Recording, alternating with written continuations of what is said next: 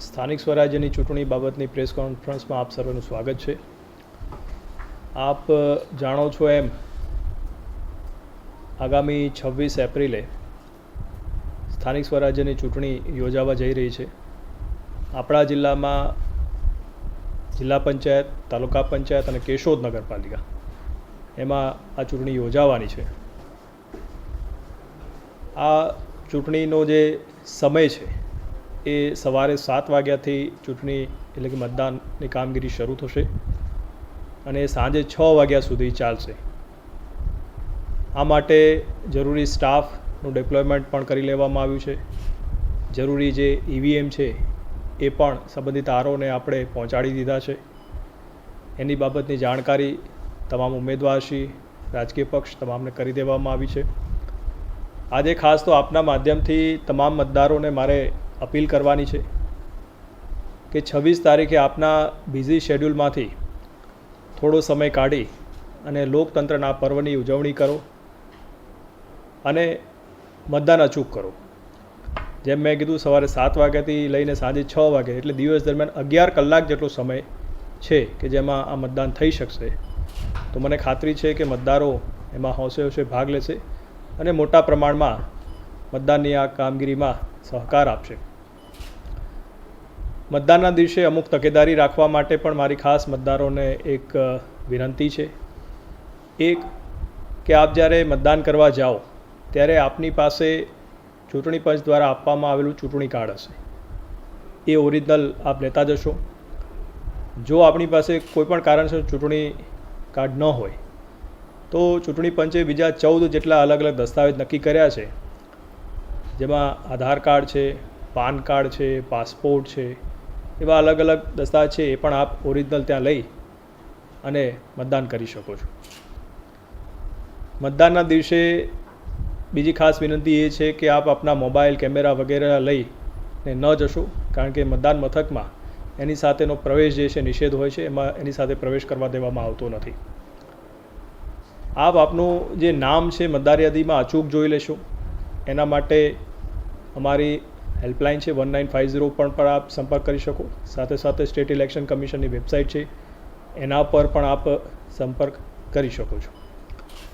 હવે ખાસ તો એ દિવસે જ્યારે મતદારો મતદાન કરવા જશે ત્યારે અમુક ખાસ મતદાન મથકની અંદર કઈ પ્રકારની કાળજી રાખવી એની વિશે આપના માધ્યમથી મારે લોકો સુધી માહિતી પહોંચાડવી છે. નગરપાલિકાની જે ચૂંટણી હોય છે એમાં એક વોર્ડમાંથી 4 ઉમેદવારો ચૂંટાતા હોય છે.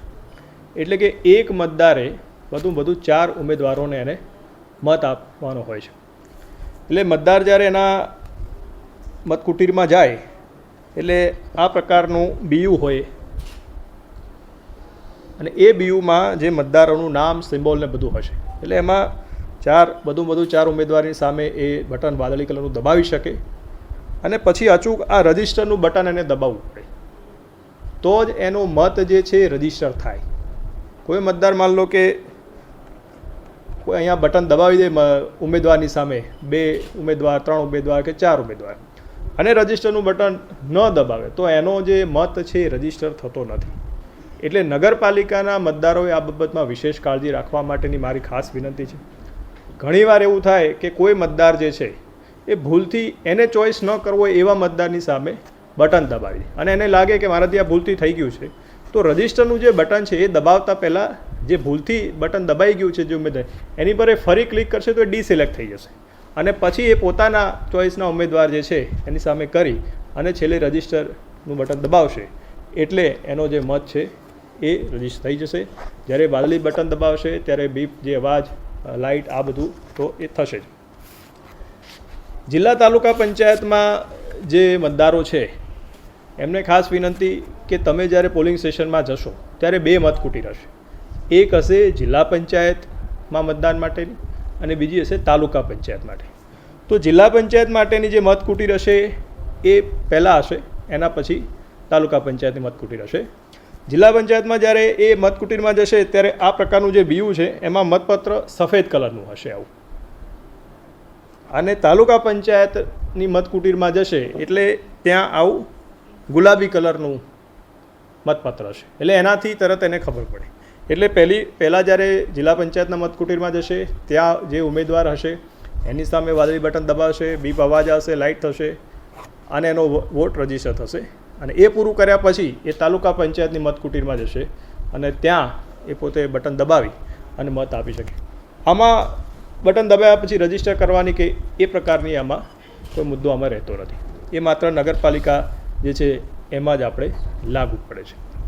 એટલે આ રીતે ખાસ આપના માધ્યમથી મારે મતદારોને આના વિશે માહિતગાર કરવાના હતા કે આ વિશેષ કાળજી રાખે, જેથી એમનો અમૂલ્ય અને કિંમતી મત જે છે એ ચોક્કસ રજીસ્ટર થાય અને લોકશાહીના પર્વમાં એમનું જે ઇન્વોલ્વમેન્ટ છે એ રહે.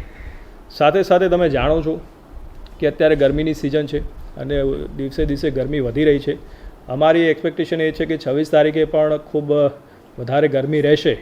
તો બની શકે તો મતદારો સવારનો જે સમય છે 7 વાગ્યાથી લઈને 10 વાગ્યા 11 વાગ્યા સુધીમાં પોતાનો મતાધિકારનો ઉપયોગ કરી લે તો ગરમી સહન ન કરવી પડે, અથવા તો બપોર પછીનો સમય છે એ પણ યુટિલાઇઝ કરી શકે.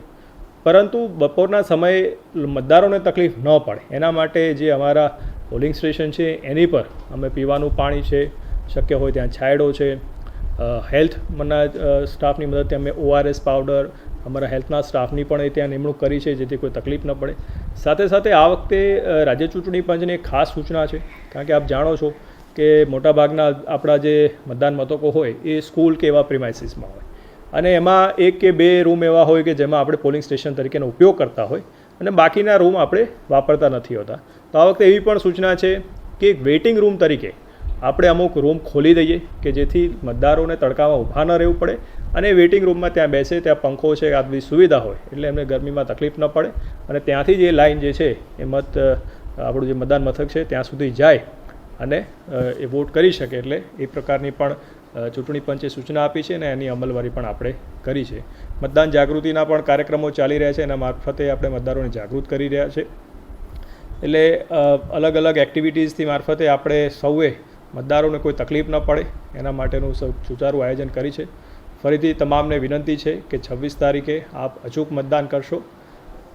ઉપરાંત 26 તારીખનું જે મતદાન પૂરું થાય એના પછી આપણે 28 તારીખે એટલે મતગણતરીની પ્રક્રિયા શરૂ કરશું. મતગણતરી માટે આપણે 10 જેટલા સેન્ટર નક્કી કર્યા છે અને એ દિવસે મતગણતરી જે છે એ સવારે 9 વાગ્યાથી શરૂ થશે અને જેમ જેમ મતગણતરીનો રાઉન્ડ આગળ વધશે એ પ્રમાણેનું જે રિઝલ્ટ આવશે એ પણ આપ મીડિયાના મિત્રો સાથે અમે શેર કરીશું અને આપના મારફતે લોકો સુધી વસ્તુ શેર થશે.